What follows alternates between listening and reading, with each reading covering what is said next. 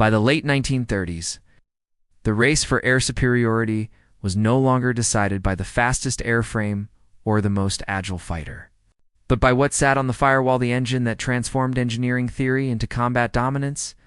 Britain pursued reliability through refined complexity. Germany chased automated precision. America relied on indestructible brute strength. And Japan gambled on lightweight efficiency, with each philosophy shaping every dogfight, bombing raid, and pilot who trusted their life to thousands of finely machined parts spinning at lethal speeds.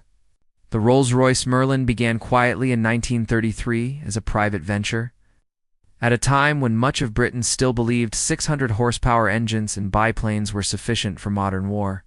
Senior engineer Arthur Rowledge and aero engine manager Ernest Hives understood what was coming faster. Carrier aircraft, where altitude and power would decide everything. Using their own budget, they launched a secret project to build an engine that could evolve faster than the war itself, naming it PV-12 Private Venture, 12 cylinders. On October 15, 1933, the prototype ran for the first time, producing a sound that made mechanics stop and listen as the liquid cooled. 5-12, with its single-stage supercharger, announced the future of British air power. Initially, the Air Ministry showed little interest, but test results were so impressive that even bureaucracy took notice. And in 1935, the PV-12 received its operational name, Merlin's Maul, fast and lethal, like the Falcon. Two fighters were already being designed around it, the Hawker Hurricane and the Supermarine Spitfire, and that timing would change the course of the air war. As both aircraft defined Britain's defense in its darkest hour, when the Merlin's reliability mattered more than raw performance figures, early production Merlins delivered around 1,030 horsepower on 87-octane, fuel enough for the Battle of Britain. But increasingly insufficient as the war evolved, then they suffered from float type, carburetors that starved fuel during negative G maneuvers, preventing British pilots from pushing straight into dives without their engines cutting out. It was a potentially fatal weakness, especially when German Bf-19s with fuel injection could dive without restriction, until engineer Beatrice Tilly Schilling largely solved the issue in 1941 with a simple brass restrictor, followed by true pressure carburetors in 1943 that finally gave RAF pilots full freedom to maneuver without fear of engine failure. Yet the Merlin's true brilliance lay in its ability to evolve. As the war progressed, Rolls-Royce engineers relentlessly refined the design. The Merlin 20 appeared in 1940 with a two-speed supercharger that gave pilots effective low and high-altitude performance. And soon after, engineer Stanley Hooker revolutionized the system by redesigning the supercharger into a two-stage intercooled unit. This transformation produced the Merlin 61, a 1,565 horsepower powerhouse capable of maintaining full power to 25,000 feet. When the Spitfire MKIX entered service with this engine, the balance of air power over Europe shifted almost overnight, proving that continuous refinement could keep an engine competitive far beyond what its original design suggested. By 1943, American industry joined production through the Packard Motor Car Company, which built the Merlin under license as the V1650 with a level of precision and interchangeability that only American mass manufacturing could deliver. One of those Packard-built Merlins found its way into the North American P-51 Mustang, a pairing that transformed the war. A fighter once mediocre at altitude became the fastest, longest-ranged escort of the conflict, able to take bombers to Berlin and back, demonstrating how the perfect engine-airframe combination could create capabilities neither could achieve alone. By the end of the war, the Merlin had nearly doubled its output from about 1,030 to over 2,000 horsepower in some variants, with only modest increases in weight. Roughly 168,000 engines were built in Britain and the United States, powering everything from single-seat fighters to four-engine bombers like the Avro Lancaster. The Merlin's genius was not rooted in revolutionary technology, but in disciplined, methodical refinement, with each variant correcting earlier limitations while preserving the fundamental reliability that earned the trust of pilots who carried it into the most desperate battles of the war. Britain's pursuit of reliability through elegant refinement had produced an engine that won the Battle of Britain and escorted bombers to Berlin. It set the stage for America's next major liquid-cooled fighter engine, the Allison V1710.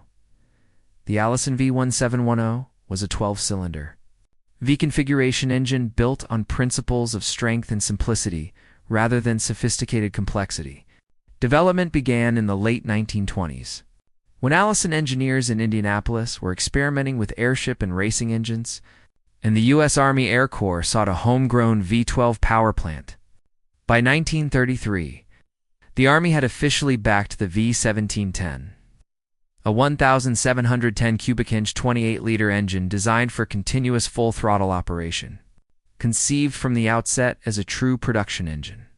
Every component was engineered for mass manufacturing rather than hand-tuned craftsmanship, and the first V1710 ran in 1936 as a 60-degree V12 with a single overhead camshaft per bank, 4 valves per cylinder, and a gear-driven centrifugal supercharger. By 1939, the Allison was powering prototypes that would become legends: the Lockheed P-38 Lightning, Curtiss P-40 Warhawk, Bell P-39 Uricabra, and the earliest P-51 Mustangs before their Merlin conversions. Each aircraft revealed both the engine's strengths and its critical limitation. At low altitude, the V1710 was superb, delivering smooth power and near-indestructible reliability. But above 15,000 feet, its single-stage supercharger ran out of breath, with power dropping off sharply. Allison engineers had anticipated this and designed the engine to accept exhaust-driven turbochargers, a solution that worked brilliantly in the P-38 Lightning, where the twin-boom layout allowed large General Electric turbochargers to be installed, enabling Allisons to produce over 1,400 horsepower at 30,000 feet, improving the soundness of the basic design. In single-engine fighters like the P-39, P-40, and early P-51, however, there was no room for turbos. Without them, the Allisons struggled at the altitudes where Merlin-powered fighters excelled. Even so, the V1710 possessed real combat virtues. It was exceptionally tough, able to absorb battle damage that would cripple more delicate engines. And field mechanics valued it because entire cylinder banks could be replaced in hours with basic tools. In deserts and jungles, that rugged reliability was priceless, with P-40S often returning on missing cylinders yet still running, a quality the Soviets fully appreciated on the Eastern Front, where combat typically occurred below 15,000 feet. There, the P-39 Airacabra's V1710 proved ideal, running on poor fuel and enduring relentless abuse, and Soviet aces swore by it, demonstrating that when used within its intended parameters, the supposedly inferior American engine could outperform European alternatives in specific conditions. America's pursuit of simplicity had produced an honest, durable engine whose limitations were shaped more by doctrine than by design. But if you think the Allison was tough, Pratt & Whitney took durability to an entirely different level. What they built was a radial engine so indestructible, it became legendary, an engine that survived abuse, which would have destroyed almost anything else in the air. The Pratt & Whitney R2800 Double Wasp represented American engineering at its most uncompromising. An 8-row radial the size of a beer barrel that powered a huge portion of the U.S. wartime arsenal, guided by a philosophy of brute reliability over refined elegance. By the mid-1930s, Pratt & Whitney engineers faced a brutal challenge to deliver 2,000 horsepower without the engine tearing itself apart. Their answer was the R2800, roughly 53 inches in diameter, over 80 inches long, and weighing about 2,360 pounds, an engine that looked more like a steel bulldog with a propeller than a work of art, because it was designed for war, not beauty. Unlike European liquid-cooled V12s that chase sleek profiles, the Double Wasp was unapologetically massive, with each of its 18 cylinders built from a forged steel barrel, topped by a screwed-on aluminum head and cooled by deep fins that eliminated vulnerable radiators, coolant lines, and other fragile components enemy fire could destroy. Redundancy was built into everything. Dual magnetos, dual spark plugs, and backup systems for the backup systems, allowing the engine to keep running even after taking shrapnel or losing an entire cylinder. Early production models delivered between 1,800 and 2,000 horsepower. But the real genius was not raw output, it was reliability. Pratt & Whitney did not chase perfection under ideal conditions. They chased survival under the worst ones, designing every component to endure heat, combat damage, and mass production. By 1941, the R-2800 was powering frontline Navy fighters like the Vought F-4U Corsair and the Grumman F-6F Hellcat, giving carrier aviation engines that simply refused to quit. The same engine drove the Republic P-47 Thunderbolt, a 7-ton fighter whose R-2800 paired with an exhaust-driven turbocharger delivered phenomenal power above 30,000 feet. When P-47s dove, they fell like retribution from the sky, reaching speeds in excess of 500 miles per hour. Through every violent maneuver and extreme condition, the Double Wasp kept turning with a mechanical indifference to punishment that genuinely shocked German pilots, who struggled to believe American fighters could survive damage that would have destroyed anything the Luftwaffe flew. With water methanol injection, late war variants pushed output to roughly 2,500 horsepower, while retaining their legendary reliability. When the BMW 801 entered combat in 1941, powering the Focke-Wulf FW-190, it marked the moment Germany finally mastered the radial engine.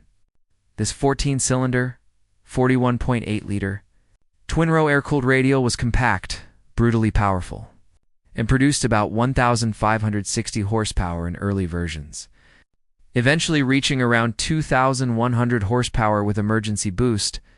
While most German fighters relied on precise but battle-vulnerable liquid-cooled V-12s, BMW deliberately chose the radial layout to eliminate fragile radiators and coolant systems. And for a brief but decisive period after the FW-190's debut, the Luftwaffe regained air superiority with a fighter that could outmatch the Spitfire MKV yet. The BMW 801's true revolution was not its cylinders, but its control system, an ingenious mechanical device known as the Kommandogurt, essentially an analog computer made of gears, cams, and pneumatic controls that automatically managed fuel mixture, propeller pitch, manifold pressure, and supercharger gear selection. The pilot operated a single power lever forward for more power. Back for less while, the system handled everything else. A level of automation decades ahead of its time that made the FW-190 dramatically easier to fly than the BF-109. The engine also used advanced fan-assisted cooling, with a large multi-blade fan forcing air through tightly ducted passages, allowing a compact, streamlined cowling that gave the FW-190 an unusually clean nose for a radial-powered fighter and made it one of the fastest low-altitude aircraft of 1,941.42. This, a combination of automation and efficient cooling, represented German engineering at its most brilliant yet brilliance, built on fragile foundations, because the Kommandogurt, for all its genius, proved extraordinarily delicate. It despised dirt, heat, vibration, and neglectful conditions the Eastern Front supplied in abundance, and even minor contamination could throw the system into chaos, causing erratic throttle response and wildly fluctuating boost pressure, even when operating perfectly. The BMW 801's single-stage supercharger ran out of breath above 20,000 feet, exactly where American bombers flew, making it an exceptional low-altitude fighter engine in a war that had already moved into the stratosphere. Germany's automated brilliance could not overcome its environmental and strategic limitations. Japan's final wartime engine would prove an even harsher lesson, revealing why brilliant engineering means little without industrial depth. By 1941, Japan realized that the elegant Sake engine powering the legendary Zero would not be enough for a rapidly evolving war. As American bombers flew higher, faster, and heavier than anything Japan had previously encountered, Mitsubishi's engineers faced a brutal truth. Lightness alone could not win a heavy war. What was needed was not poetic efficiency, but raw power, leading to the development of the Kansei known as Mars, a 14-cylinder radial that attempted to trade Japan's traditional obsession with minimal weight for the brute strength modern air combat demanded. It became Japan's most widely used heavy radial engine, powering medium bombers and late-war interceptors. Development began in 1938 as an ambitious scaling of proven designs, essentially stretching the Sake's philosophy to its limits. With a target of 1,500 horsepower, nearly double the Sake's output from a compact, displacing 42 liters with a bore and stroke of 150 by 170 millimeters. Heavy piston travel generated immense torque, but brutally punished bearings and oil films under sustained high-power operation. Early variants produced around 1,530 horsepower, giving the Mitsubishi G4M Betty bomber a range Allied forces initially struggled to match. The true breakthrough came in 1942 with the Kansei 21, which introduced a 2-speed supercharger and delivered about 1,850 horsepower at takeoff.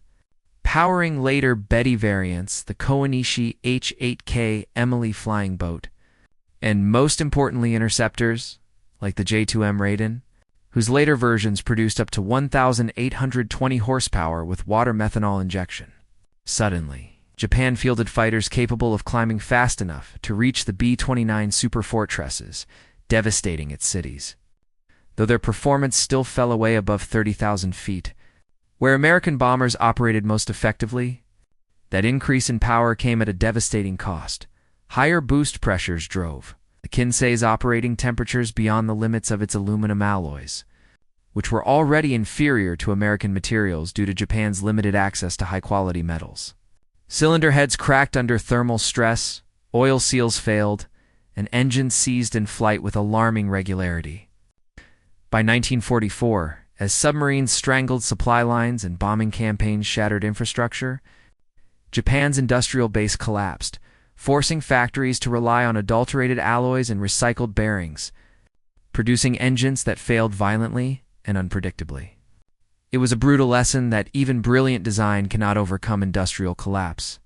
5 engines, 5 philosophies, Britain's evolving reliability. America's honest simplicity and indestructible strength, Germany's automated ingenuity, and Japan's tragic pursuit of power, each reflected its nation's approach to war through the mechanical hearts that drove their aircraft. In the end, the most powerful engine was not defined by horsepower alone, but by reliability, production capacity, and how well it matched the war its nation was fighting.